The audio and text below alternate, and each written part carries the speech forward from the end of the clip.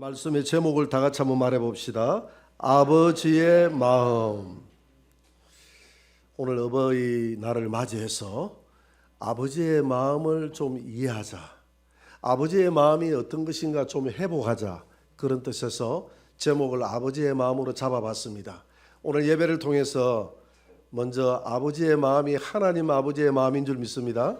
하나님 아버지의 마음을 회복하는 복된 시간이 되기를 주의 이름으로 축원합니다. 가버나움에 예수님이 오셨다는 말을 군대 장교 백부장이 들었습니다. 가버나움이 어딘지 한번 띄워주세요. 자, 그림을 보면 갈릴리 호수의 서북쪽에 가버나움이라는 마을이 있습니다. 예수님의 사역이 많은 시간을 저 가버나움에서 보냈던 것을 보게 됩니다. 저 가버나움에 백부장이 예수님이 오셨다는 이야기를 듣고 병사들을 데리고 와서 예수님에게 강구를 합니다. 어떤 내용을 가지고 나오느냐 하면 내 하인이 병들었으므로 예수님 좀 낫게 해 주십시오, 이런 강구를 주님 앞에 드리기 위해서 예수님을 맞이하러 나왔습니다. 오늘 마태복음 8장 6절에 구체적인 내용이 나와 있으니까 한번 읽어보도록 하겠습니다. 다 같이. 이르되 주여 내 하인이 중풍병으로 집에 누워 몹시 괴로워하나이다. 이 하인이 중풍병으로 괴로워하는 모습을 가지고 나왔어요. 오늘 여기에서 예수님은 첫째 감동을 받습니다. 오늘 내용에 예수님이 많은 감동을 받는 내용이 나와 있거든요. 첫째 감동은 주여라고 했다는 것입니다. 예수님을 향해서 주여라고 하신 이분이 누구냐면 백부장이에요. 백부장은 이방인이거든요. 지금 이방인 백부장이 훨씬 예수님보다는 객관적인 관점에서는 높습니다. 계급이 높아요. 그리고 예수님은 피지배 계급에 사는 식민지 국가의 그냥 평민이고, 이 백부장은 로마의 이스라엘을 지배하는 국가의 100명의 건사를 거느린, 지금으로 이야기하면 대대장, 연대장급 정도 되는 그런 계급의 사람입니다. 그런 계급의 사람이 예수님을 향해서 주여라고 했다는 거예요. 이 주여라는 말은 아무나 붙이는 게 아니거든요. 특히 백부장의 입에서는 아무나 붙이는 게 아니에요. 백부장은 자기가 모시고 있는 로마의 황제 이 시저를 향해서만 주여라고 했지, 나머지 아마 그 외에는 평생 처음으로 주여라고 했을 겁니다. 우리 교회에 개척 초기에 양외용 형제가 나왔습니다. 제가 양외용 형제가 참 추억이 많아서 이야기를 많이 되새깁니다. 그분이 고물상회를 했어요. 전도를 해야 되겠다 싶어서 찾아갔습니다. 찾아가서 선생님 그랬어요. 처음에 선생님 그랬더니 어색해해요. 그래도 계속 선생이라 불렀더니 선생이라 부르지 마라 하더라고. 나중에 알고 보니까 이분은 일자무식이에요. 이 글자 하나도 못 써요. 자기 이름도 잘 못 써요. 아무것도 모르는데 선생님 하니까 좀 상당히 선생이라는 그 위치가 있는데 자기가 부담스러웠던 것 같아요. 그래서 나중에 전도가 됐습니다만은, 전도가 되기 전에 호칭을 사장으로 바꿨습니다. 고물상을 하게 있으니까 사장이잖아요. 사장님 하고 불렀습니다. 뭐 듣기 싫어하지 않고 좋아하더라고요. 그래서 교회를 나왔어요. 교회를 나왔으면 이제 형제님이잖아요. 형제님으로 바꿔 부르야 되는데 계속 사장으로 부르다가 갑자기 또 형제님 하기에는 좀 그렇더라고. 그래서 사장님 하고 불렀더니 하루는 제가 무슨 사장입니까? 형제라고 불러주세요. 그래서 형제라고 불렀는데, 이 호칭이라는 것은 그 사람에 대한 예우입니다. 지금 예수님을 가리켜서 주여라고 했다는 것은 몇 가지 의미가 있어요. 첫째는 예수님을 객관적으로 그냥 우대했다는 그런 의미도 있지만, 진심으로 이 백부장은 예수 그리스도가 만왕의 왕이시오 만주의 주님으로 이 땅에 오셨다는 것을 믿으셨던 믿음의 사람인 것을 믿으시기 바랍니다. 그래서 예수님이 감동을 받을 수밖에 없는 이유가, 유대인들은 예수님을 죽이려고 하는데 이 아무것도 모르는 이방인은 예수님을 향해서 주여라고 했다는 겁니다. 그것도 로마의 장교가 자신을 향해서 주라고 했을 때에 예수님은 상당히 감동을 받았다. 두 번째 예수님의 감동은 어떤 감동이냐 하면 내 하인이 중풍병으로 몹시 괴로워하나이다. 여기에 예수님이 감동을 받았어요. 왜 그렇습니까? 당시에 하인이라고 하면 종이거든요. 종은 로마 시대의 종은 물건이에요. 물건. 그냥 사서 그냥 써다가 병들어 쓰지 못하면 나중에 폐기 처분해 버리는 그런 물건으로 취급되었던 시대, 돈으로 주고 사고 이거 팔고 했던 아무런 인격이 없는 사람이 하인인데, 하인이 중풍병으로 몹시 괴로워한다고 그 괴로움을 자기 가슴에 안고 자기 괴로움인 양 가지고 와서 예수님에게 간구한다는 것은 자신의 체면도 다 내려놓고 로마의 백부장의 모든 체면도 다 내려놓고 간구한다는 것은 보통 겸손한 마음, 보통 이 하인을 사랑하는 마음이 없이는, 하인을 긍휼히 여기는 마음이 없이는 불가능하다 이 말입니다. 여러분, 이것이 아버지의 마음인 것을 믿으시기 바랍니다. 이 마음이 우리에게 회복되어야 될 줄 믿습니다. 그래서 그렇게 사랑을 가지고 나와서 내 하인을 고쳐달라고 하는 이분에게 예수님은 즉각 반응을 보입니다. 오늘 8장 7절을 한번 봅시다. 8장 7절 다 같이 시작. 이르시되 내가 가서 고쳐주리라. 예수님은 보통 사람을 고칠 때에 내가 너를 고칠 것으로 너 확실히 믿니? 이렇게 테스트를 해보고 고쳤는데, 오늘 이 순간은 테스트를 했다는 말이 없어요. 그 말에 감동을 받아서 바로 고쳐주리라 이렇게 이야기를 합니다. 그렇게 이야기했더니 백부장이 또 세 번째로 또 감동적인 또 표현을 합니다. 감동이에요. 8장 8절을 한번 봅니다. 8장 8절을 우리 다 같이 한번 읽어볼까요? 백부장이 대답하여 이르되 주여 내 집에 들어오심을 다만 말씀으로만 하옵소서. 그러면 내 하인이 낫게 싸움나이다. 지금 내 집이 뭐 청소가 안 돼서 지금 예수님을 맞이할 수 있는 이런 준비가 안 됐다는 그런 말이 아니에요. 그런 뜻이 아니라 만왕의 왕이신 주인이, 만왕의 주인이신 주님이 아주 하찮은 나 같은 백부장의 집에, 이방인의 집에 들어와서 내가 그 주님을 모시기에는 너무나 감당이 안 된다 이 말입니다. 마치 베드로가 예수님을 처음 만났을 때 주여 나는 죄인입니다, 나를 떠나소서, 나 같은 죄인이 거룩하신 주님을 만나기에는 감당치 않습니다라는 이런 겸손함이에요. 여러분, 인간적으로 생각해 보면 백부장이 뚱뚱하게 우리 집에 가자 이렇게 이야기할 수 있잖아요. 그럼에도 불구하고 지금 이 백부장은 우리 집에 들어옴을 감당치 못한다고 이렇게 이야기를 하고 있습니다. 그러면서 우리 집에 들어와서 감당치 못한 이유가 몇 가지 있다. 몇 가지 있는데 예수님이 오늘 8장 8절에서 말씀으로만 하옵소서 이렇게 이야기하거든요. 우리 집에 들어오지 말고 그냥 여기서 말씀만 하면 되지 않습니까? 왜 말씀만 하면 된다고 하는 이유를 백부장이 오늘 그 다음 구절에서 설명하고 있습니다. 8장 9절을 한번 떼어보세요. 다 같이. 나도 남의 수하에 있는 사람이요 내 아래에도 군사가 있으니 이들어 가라 하면 가고 저들어 오라 하면 오고 내 종들어 이것을 하라 하면 하나이다. 지금 백부장은 무엇의 비유를 두느냐면 자기 병사의 비유를 둡니다. 나한테 내 부하 병사가 있는데 내 부하 병사 보고 이리 가라 하면 가고 저리 오라 하면 오고 하는데 내 종들도 이것을 하라 하면 하는데 주님이 그 병을 향해서 병아 떠나가라 하면 어찌 떠나지 않겠습니까? 더러운 귀신아 내 종에게서 떠나가라 하면 떠나가지 않겠습니까? 주님은 그런 능력이 있잖아요. 하찮은 나 100명의 병사를 거느린 이 백부장도 가라 하면 가고 오라 하면 오는데 그런 권세가 내게 있는데 만왕의 왕이신 예수님께서 그 병을 향해서 꼭 집에 가가지고 손을 얹어야 되겠습니까? 그냥 이 자리에서 떠나가라고 좀 해주십시오. 그러면 떠나갈 것 아닙니까? 여러분, 이것이 백부장의 믿음입니다. 이런 믿음을 우리도 가져봅시다. 제가 2010년도에 브라질의 원주장 선교사님에게 다녀왔다고 내가 자주 이야기를 했습니다.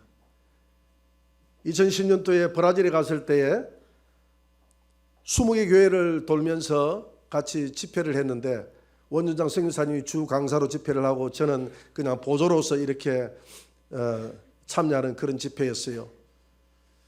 하루는 저녁 집회를 거의 끝마칠 즈음에 원주장 선교사님이 이런 제안을 했습니다. 여러분, 오늘은 저 고향 땅이나 여러분들이 이 자리에 참석하지 못했지만 멀리 있는 사람에게 꼭 저 사람의 병은 나아야 되겠다라고 생각하는 사람이 있으면 그 자리에서 일어나서 자기 그 병이 나아야 될 그 고향을 향해서 병이 나아야 될 그 사람이 살고 있는 곳을 향해서 손을 얹고 손을 들고 선포하면서 병아 떠나가라, 더러운 귀신아 떠나가라, 이렇게 하면서 우리가 한번 선포기도 합시다.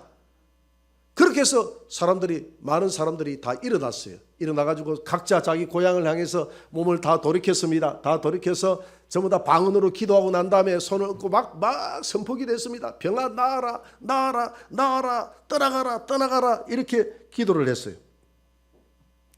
그렇게 해서 이제 기도를 마치고 그날 저녁에 이제 치유가 된 사람 간증하고 돌아갔습니다. 그 다음날 집회를 시작하기 전에 어제 간증하지 못하신 분, 집에 돌아가서 몸이 낫거나 여러 가지 병이 나으신 분이 있으면 간증하세요 했더니 한 청년이 손을 들어요.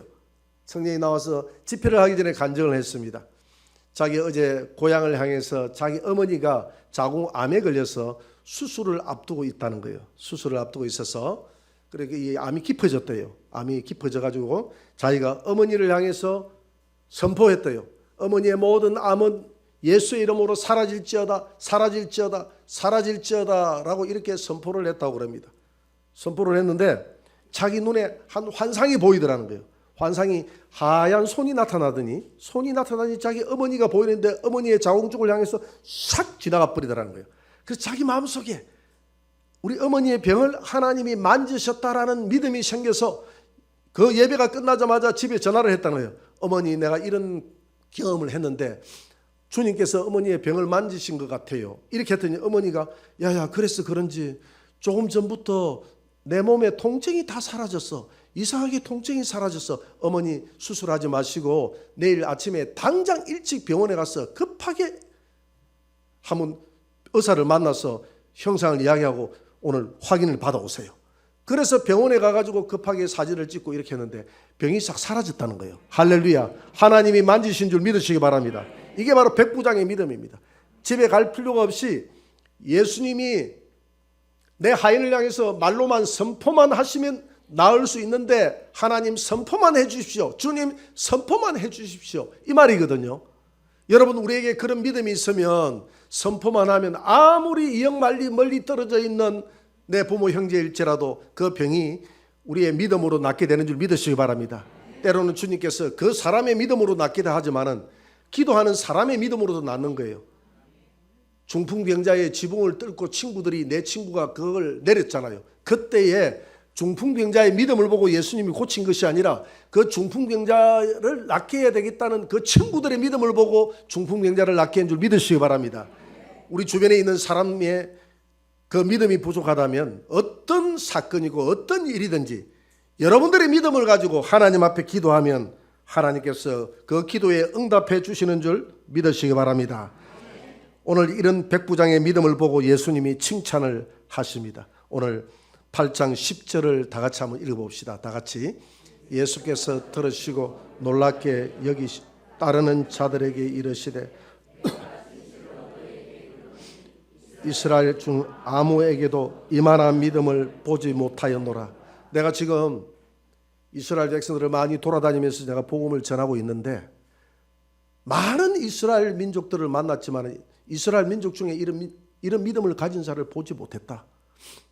지금 이 말은 이스라엘 민족들을 상대적으로 지금 주님이 책망하고 있는 내용입니다. 왜? 이스라엘 민족은 하나님을 알아요. 그들은 메시아를 기다리고 있었습니다. 하나님의 능력을 알면에도 불구하고 반면에 이방인 이 백부장은 하나님을 알지 못하고 귀신을 섬겼던 자 아닙니까? 하나님을 알지 못했던 자 아닙니까? 하나님을 알지 못했던 자의 믿음이 하나님을 아는 자의 믿음보다 더 좋다는 것입니다. 여러분, 이런 믿음의 칭찬을 주님으로부터 들으시기를 주의 이름으로 축원합니다. 히브리서 11장 6절에 보니까 하나님께 나아가는 자는 반드시 먼저 그가 살아있는 것을 믿어야 되고 그를 찾는 자들에게 상 주시는 이심을 믿어야 될 줄 믿습니다. 그러면서 주님이 그 다음 심판날을 이야기합니다. 마태복음 8장 11절 12절입니다. 우리 다 같이 한번 읽어보도록 하겠습니다. 다 같이 시작. 또 너희에게 이르노니 동서로부터 많은 사람이 이르러 이삭과 야곱과 함께 천국에 앉으려니와 그 나라의 본 자손들은 바깥 어두운 데 쫓겨나 거기서 울며 이를 갈게 되리라. 아멘. 지금 아브라함과 이삭과 야곱이 천국에 앉는데 많은 사람들이 동서로부터 와가지고 아브라함과 이삭과 야곱과 함께 천국에 앉게 되는데 그때에 본 자손들 이스라엘 자손들은 바깥 어두운 곳에 쫓겨나게 되고 아브라함과 이삭과 야곱의 믿었던 그 믿음의 후사들은 함께 앉아서 천국에서 먹고 마시고 즐기게 될 것이다 이 말을 하거든요. 지금 이스라엘 백성들을 책망하는 말 아닙니까? 이스라엘 백성들은 하나님을 잘 섬겼지만 그들은 율법을 쫓아갔고 예수님이 오시기 전까지만 해도 율법을 잘 지키면 천국 갈 수 있다고 믿는 자들이 바로 이 이스라엘 백성들이었습니다. 그러나 오늘 이 백부장과 이방인들은 율법을 따르는 것이 아니라 예수를 믿는 믿음을 따랐고 아브라함은 율법의 조상이 아니라 믿음의 조상이었다 이 말입니다. 누구를 믿는 믿음? 먼 미래에 오실 예수를 바라보는 믿음을 누가 가졌습니까? 아브라함이 가졌다는 겁니다. 먼 미래에 오실. 그래서 요한복음 8장 56절에 보니까 아브라함은 나의 때, 예수님의 때 볼 것을 그렇게 소망하다가 내가 이 땅에 온 것을 보고 어디에서 낙원에서 온 것을 보고 기뻐하였느니라. 아브라함은 살면서 오직 하나님이 약속하신 메시아 예수를 바라보고 그 예수님이 인류를 구원하기 위해서 이 땅에 오신다는 사실을 믿었고 이삭도 그 예수를 믿었고 야곱도 그 예수를 믿었음을 믿으시기 바랍니다. 그 예수를 바라보고 즐거워했다는 겁니다. 이것이 바로 율법을 따르는 후사가 아니라 믿음을 따르는 조상이었고 믿음을 따르는 모든 이방인들 백부장 같은 사람들이 동서로부터 와가지고 우리 같은 사람들이 다 천국에 아브라함을 우리의 조상으로 두고 야곱을 이삭을 우리의 조상으로 두고 함께 먹고 마신다는 것입니다. 우리는 율법을 쫓아가는 의의 후사가 아니라 믿음을 쫓아가는 의의 후사임을 믿으시기 바랍니다. 그래서 백부장에게 결론적으로 이렇게 말씀하십니다. 마태복음 8장 13절입니다. 다 같이 예수께서 백부장에게 이르되 가라 내 믿음대로 될지어다 하시니 그 즉시 하인이 나으니라. 아멘. 오늘 여기에서 두 가지를 우리에게 알려주고 있습니다. 첫째는 백부장의 믿음입니다. 백부장의 믿음이 이런 믿음이 나올 그런 근거가 없어요. 백부장이 성경 공부를 많이 한 것도 아니에요. 예수님을 여러 번 만난 것도 아닙니다. 소문만 듣고 오늘 예수님을 처음 만났습니다. 그래서 믿음은 하나님이 우리에게 주신 선물임을 믿으시기 바랍니다. 믿음은 선물이에요. 여러분 믿음이 들음에서 나지만은 이 들음에서 아무리 들어도 믿음이 안 들어가는 사람은 안 들어가요. 그런데 희한하게 말씀을 듣는 쪽쪽 교회 와서 믿음이 쫙쫙 빨려 들어가는 사람이 있습니다. 이재철 목사님이 이런 간증을 했습니다. 자기가 잘 알고 있는 친구분 중에서 저 프랑스하고 독일하고 유학 가서 박사학위를 2개나 받은 성녀가 있었다는 거예요. 그 성녀를 자기 주님의 교회에 철야 예배 시간에 간증자로 세웠습니다. 이분이 뭐라고 이야기했느냐면 나는 성경을 10번도 더 읽었습니다. 나는 지금 박사학위를 2개나 가지고 있습니다.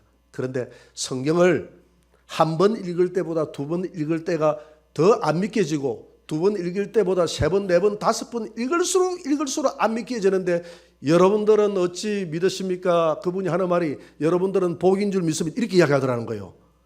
성녀를 세웠던 이유가 성녀로부터 설법을 무슨 불교의 경전을 들으라고 한 게 아니고 그 간증을 끄집어내기 위해서 그 간증 좀 해라. 그렇게 해가지고 성녀를 세운 거예요. 여러분들이 복이라는 것을.